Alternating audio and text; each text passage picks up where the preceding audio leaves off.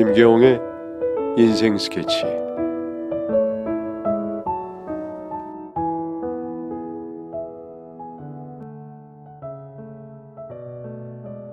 안녕하세요. 평범한 30대의 여자입니다. 지금 속은 너무나 답답한데 남 부끄러워서 누구한테 털어놓지도 못하고 익명의 힘을 빌려 이곳에 글을 남겨봅니다. 이야기의 시작을 어떻게 할지 모르겠네요. 그냥 답답한 마음 두서없이 쓰겠습니다. 바로 본론으로 들어가겠습니다. 우선 저는 일남 이녀 중 막내입니다. 바로 위에 언니가 있는데 어린 나이에 집안에서 반대하는 결혼을 했습니다. 나이 많고 가진 것 없는 정말 쓸데없는 사람만 좋은 예를 들면은 남에게는 호인 중에 호인이면서 본인 가족에게는 남보다 못한 남자와 결혼하게 된 거죠. 그러다 보니 6년 만에 시댁과의 불화와 중재를 포기한 남편 사이에 힘들어하다가 경제적인 문제까지 겹치며 결국 이혼을 하게 되었습니다. 다행히 처라에는 자녀가 없었습니다. 근데 그런 언니가 재혼을 한다고 합니다.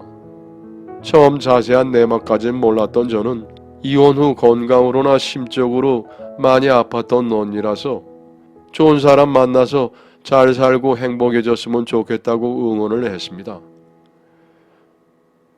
그런데 알고 보니 첫째 오빠네 회사 동료를 소개로 만나게 되었고 그 남자가 언니랑 동갑이고 총각이라고 하더군요.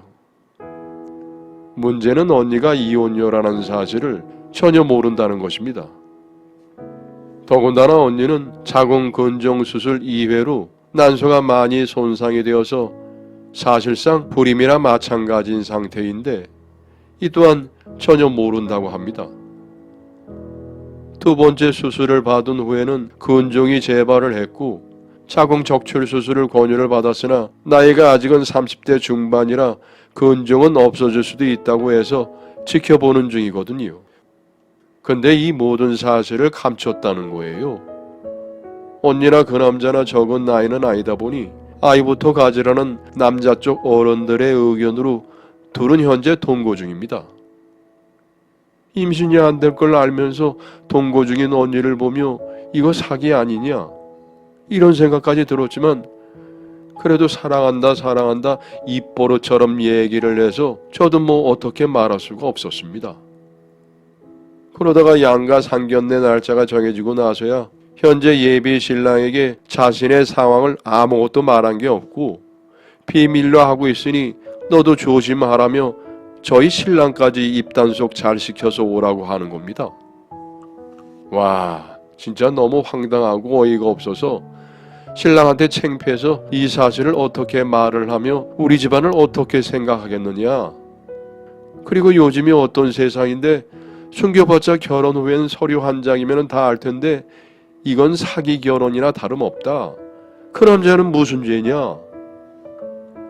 상견례 전이라도 늦지 않았다. 어서 말해라. 이건 아니다라고 하니 언니는 몇 번 말하려 했는데 차마 말을 못했다.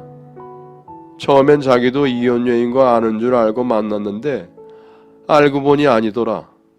그 사람은 모르고 나왔다 하지만 우리 둘 사이가 어떻게 될지도 모르는데 처음부터 괜히 말했다가는 오빠 입장이 곤란해질 수도 있어서 말을 못한 건데 타이밍을 놓쳤고 어찌저찌 만나다 보니 더욱더 말을 못하게 됐다. 이런 소리를 내놓더군요. 그 사람이랑 나 너무 사랑한다. 남자가 숫기도 없고 회사 집밖에 몰라서 제대로 된 연애 한번 못 해본 사람이라 이제 와서 말하면 상처가 너무 클 것이다. 나는 그 상처를 마주할 자신이 없다. 대신에 그만큼 내가 더 잘할 거다. 그냥 넌 모른 척만 해주라 하는데 너무 말도 안 되는 궤변이라 서로 언성만 높인 상태에서 전화를 끊고 연락을 하지 않았습니다. 근데 상견례 3일 전까지 끊임없이 엄마며 오빠가 전화를 해서 니네 서방한테 말했냐? 어서 말해라. 입단속 시켜라. 절대로 네 언니가 이혼녀라고 말해서는 안 된다라며 달달 볶는데 단체로 미친 사람들 같았습니다. 저희 신랑은 무슨 죄로 이런 말도 안 되는 일에 동조를 해야 합니까? 우리 가족 아버지 없이 힘들게 살아왔어도 정직하고 착한 사람들이다, 양심 있는 사람들이다 생각했는데 내가 알던 우리 가족이 아닌 것 같습니다.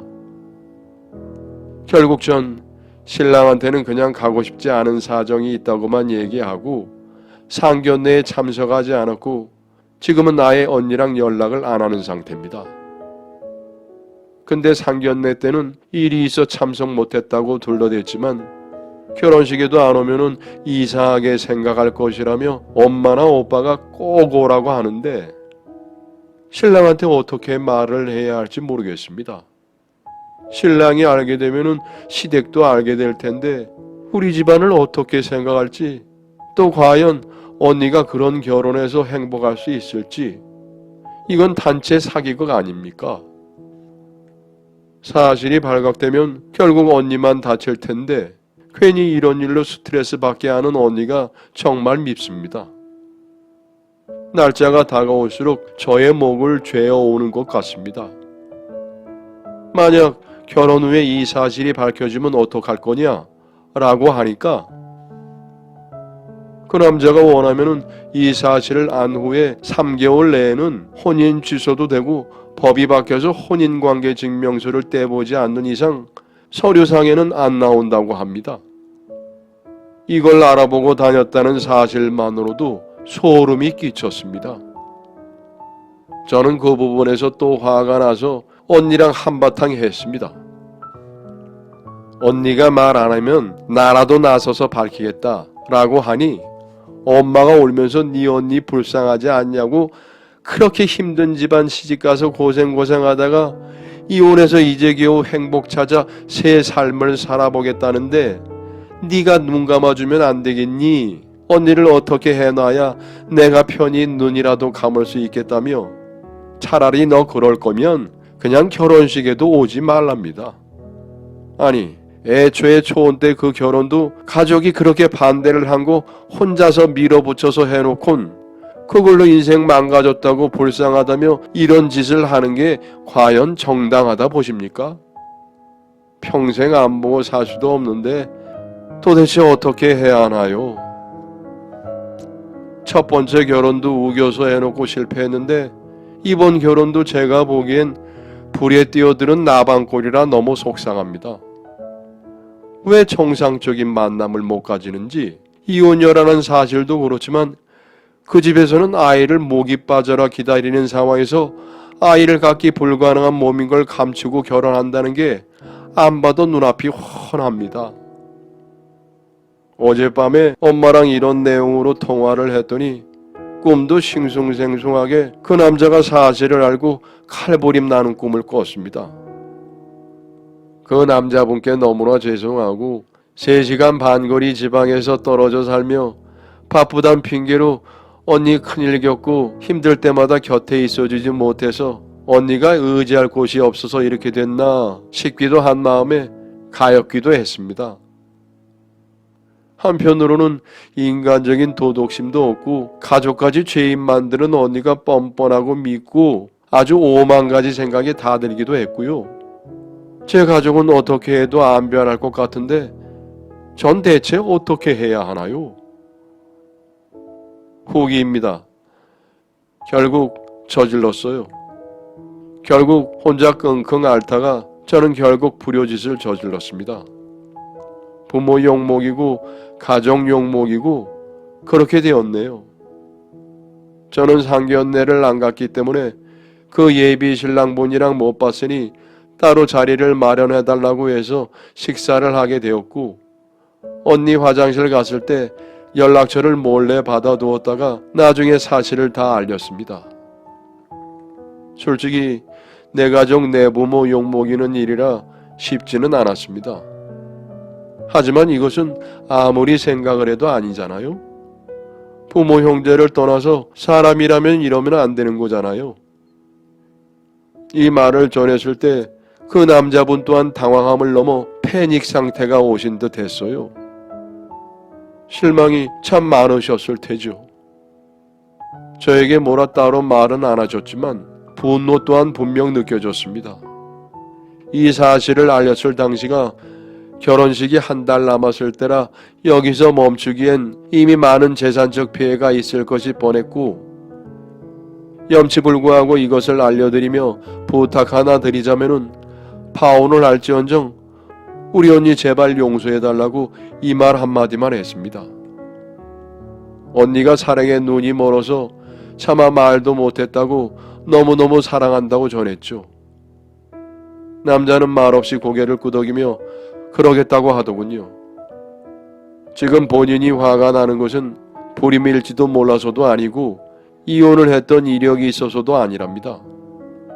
본인을 믿어주지 못하고 아무 말도 해주지 않았다는 점, 그 하나가 너무도 마음이 아프답니다. 미리 알았다면 결과가 어땠을지는 확신은 못하지만 자기라면은 그 또한 받아들이고 사랑했을 것 같다고요. 그러며 눈물을 보이시는데 아무것도 할 수 없었고 눈물을 닦아드릴 수도 없었습니다. 그럴 자격도 없어 보여서요. 우리 가족 진짜 너무하고 우리 언니도 도가 지나쳤습니다. 물론 이런 저의 행동이 경솔했을 수도 있고 어쩌면 그냥 행복할 수도 있는 가정 하나를 파괴한 것일 수도 있습니다.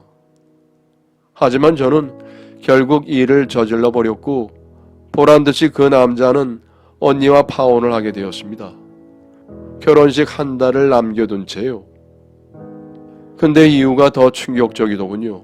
본인이 사실 결과에 대해 준비가 안 된 것 같다며 위약금을 전부 물어주고 파혼을 하신 겁니다. 파혼 사유가 본인 때문이라며 다 뒤집어 쓰시고 그러신 거죠. 진짜 예상치도 못한 결과에 다시 한번 전화를 드렸지만 그 이후부터 전화를 일체 받지 않으셨어요. 그 남자 정말 저희 언니를 지독하게 사랑하셨었나 봐요. 오빠가 소개를 시켜주다 보니 혹시 오빠한테 화살이 돌아가진 않을까 싶었지만 오빠에게조차 아무 말도 안 하고 회사까지 퇴사를 하고 사라졌다 합니다. 진짜 그 얘기를 듣고 있는데 얼마나 마음이 무너지던지 결국 제가 한 사람의 인생을 망쳐놓은 거잖아요. 그날 이후 잠도 제대로 못 자겠더라고요. 꿈자리도 사납고 거기다가 이번에 이 일이 있고 나서 가족도 보고 싶지 않고 뭐 그렇게 되더라고요. 아무리 팔이 안으로 굽는다지만 막상 눈앞에 겪으니까 좀 무서웠습니다. 언니 또한 이 일로 충격이 커서 아무것도 못한 폐인이 되다시피 했고 위약금까지 물어주고 사라진 그 남자를 지금 기다리고 있습니다. 그렇게 사랑했으면 아무리 어마어마한 흠이라 하더라도 이야기는 해보지 싶은 마음이 들었습니다. 언니는 언젠가 돌아올 거라며 주구장창 기다리고 있는데 저는 확실히 알고 있죠. 그 사람은 절대 돌아오지 않을 것이라는 걸요. 저도 비겁한 사람입니다. 제가 그 사람에게 몰래 뒤에서 다 이야기해줘서 이런 일이 생긴 거다 당당하게 이야기를 하지 않았거든요. 말해봐야 괜히 큰 싸움만 날 것 같고 그냥 제 쪽에서 가족 없다 생각하고 교류 없이 지내고 있어요. 어떻게 후기까지는 다 썼는데도 저희 가족이나 저나 잘한 일이 하나도 없네요. 그 남자분만 불쌍해졌고 상처를 받았고 모든 걸 비밀로 감춰주셨고 본인의 과실로 떠안고 가셨으니 이 사실을 다 알고 있는 저도 벌받은 거나 다름이 없네요. 마음이 몹시 불편하고 밥을 먹어도 자꾸 걸린 느낌 들고 그러네요. 마지막에 이런 말을 하자니 누가 봐도 웃을 소리지만 한마디 하겠습니다. 그 남자분 정말 좋은 분 만나서 행복하게 잘 사셨으면 좋겠습니다. 가족이 아닌 누군가에게 행복과 행운을 이렇게 간절하게 빌어본 게 처음입니다. 진심으로 기도합니다. 부디 행복해지세요. 여러분의 사연을 기다리고 있습니다. 내용은 제한이 없고요. 구독과 좋아요는 저에게 큰 힘이 됩니다.